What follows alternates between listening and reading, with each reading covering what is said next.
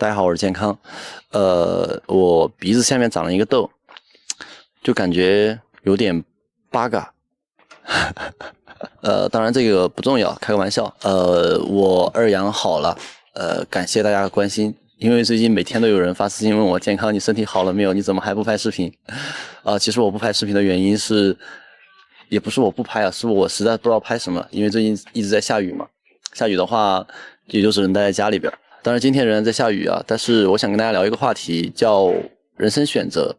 为什么要聊这个话题？其实有两个原因啊。第一个原因是因为我做视频这几年，经常会收到一些私信，比如说健康，我现在面临什么样的困境，我该怎么办。刚开始我还会像人生导师一样，会去给一些建议或者意见。很多事情其实我自己没有去经历过，我给的那些建议很可能就是错的。有一天我突然意识到，如果我再这样继续建议下去，我怕误人子弟。所以再后来的这些私信我就没有再回复过了。另外一个原因是因为最近不是中考和高考嘛，然后我们村有一个小朋友，刚好面临中考，但是按照他现在考试的成绩来说，可能考不上高中。就是在这样的一个状态下，他发了一个朋友圈，就是正好被我看到，那条朋友圈很丧啊。然后趁他周末我就去找他聊天，就在我前2天阳的时候。还好没有传染给他。然后我们村现在这个小女孩的这种迷茫的状态，就让我想起我以前上学的时候，当然我初中的时候没有迷茫，因为那时候太过于无知了。现在其实因为信息更加流通了，所以大家可能在自我认知、自我觉醒这一块会越来越早一点啊，产生迷茫的状态也会更早一点。然后我们那时候就是我觉得只能用无知来形容。所以我第一次产生迷茫的时候是在高中毕业，也就是考大学的时候吧。我不知道我有没有在直播里面给大家聊过这个话题。就是我上大学的时候学的是室内设计。那为什么我会选室内设计呢？有2个原因。因为我高中的时候学的是美术，也就是一体生。然后昨天我在想录这期视频的时候，我还去翻了一下我的 QQ 相册。我还翻到以前美术老师给我写的一个不对，应该是给的一个封号，叫什么素描男神，给大家看。然后我爸妈大家都知道，他们以前是建筑工人，所以我就觉得美术怎么样和建筑结合起来呢？那就只能是建筑相关的设计。所以填报志愿上面就有2个专业选择嘛，一个是建筑设计，一个是室内设计。你们知道我当时无知到什么程度吗？就是我以为室内设计就是坐在室内里边然后搞设计，然后建筑设计呢，我就以为是在建筑外面需要跑到工地上面去画图纸搞那种设计。很显然我选择了一个舒适的环境，就是室内设计。当时的想法就是在室内里边搞设计的话，应该不会那么辛苦，不会去风吹日晒。现在去评价当时的选择的话，我只能用2个词来形容，就是无知且愚蠢。所以当我完全不了解这个专业的情况下报了这个专业，也去了这个大学以后，我发现这个东西它不是，上完大一以后我就觉得这个东西它不是我喜欢的东西。我以后也不想从事相关的工作，因为搞设计这种东西差之毫厘失之千里，所以它是一个非常严谨的东西。但是当我上完高一以后，发现我这个人其实不是一个特别严谨的人，所以但是说到这里哈，我就提另外一个点，就是人我觉得会有一个认知觉醒的一个时间。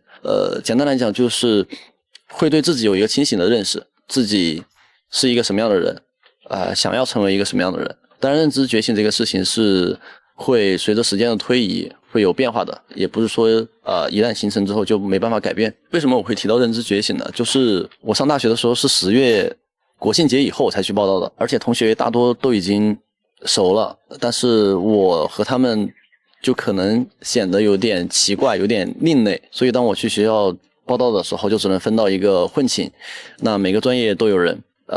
室内设计这个专业只有我一个人，然后我们宿舍6个人，有4个人喜欢开黑，就是打那个王者荣耀的电脑端那个叫什么英雄联盟。另外一个大哥他经常出去兼职，而且也喜欢打麻将，所以经常宿舍里边就只有我一个人。所以上大学的时候我就是要么在图书馆，要么就在宿舍里边锻炼身体。大家不要看我现在这么瘦，其实我以前还是很有肌肉的。我给你们看那张图片，其实那张图片我已经炫耀好几次了，因为确实好多年没有像那个时候身体那么好了。虽然说泡图书馆和在宿舍里边锻炼身体看起来是一件让人很积极向上的事情，但实际上那段时间我觉得可能是我人生当中最迷茫的时候。简单来说，就是在上大学的时候学的这个专业，统一的认知里边会觉得就是好像大家以后就会从事这个行业，以后的人生很长的一段时间会随着你这个专业的规划而往前推嘛。但是我好像否定了自己的前面所有的学习，因为读书有一个很重要的目的就是为了上大学，那上大学很重要的一个目的就是为了以后自己的就业。但是当我把它否定的时候，我感觉我好像否定了我前面10多年的上学的整个人生经历，那种感觉就是极度的迷茫，极度的无助。但是现在让我回过头去看那段时间，就感觉那么的不痛不痒了。其实主要原因是，比如说因为那时候经常去泡图书馆，所以我开始尝试自己的一些写作的一些能力，也就是后来去慢慢去做公众号，再到后来去做视频，也算是误打误撞，然后就做到了现在。所以我想说什么呢？就是我们的人生无时无刻不在面临选择，小到我们今天中午吃什么，我们什么时候睡觉，我们今晚要不要洗澡，大到像高考、中考以及就业，还有结婚生子。简单来说，人生会有很多选择，不是说我们现在做了这个决定，我们的人生就一定会怎么样。比方说我们今天中午决定不吃饭，我们也不会因为今天中午不吃这顿饭而被饿死，当然我们必定会承受不吃这顿饭所带来的饥饿。就像我之前想要种小番茄的时候一样，那时候我也非常的纠结到底要不要去做这件事情。然后有一天晚上我发了一个动态，我不知道大家还记不记得，我说比起焦虑，不如先去糟糕的完成这件事吧。也就是说，我们做的每一个决定，只要在自己可以承受的范围内，我觉得去做就好了。当然我想表达的意思可能不止于此。坦白来讲，种小番茄我明年不一定会种，有可能我也会一直种，有可能我也一直以后不会再种。当然我不是说人就要三心二意啊，今天做那个明天做那个，而是我觉得人生必定会要去坚持一些什么的，但是也要去懂得放下一些什么。想想人生不过36500天当然是要活到100岁。我觉得我应该活不到那个时候。我想起来一句话哈，大概意思就是说，等到很多年以后人老了，坐在篝火旁回忆起整个人生，我希望我想到的是哪些事情我做过了，而不是说哪些事情我感到很遗憾我没有做过。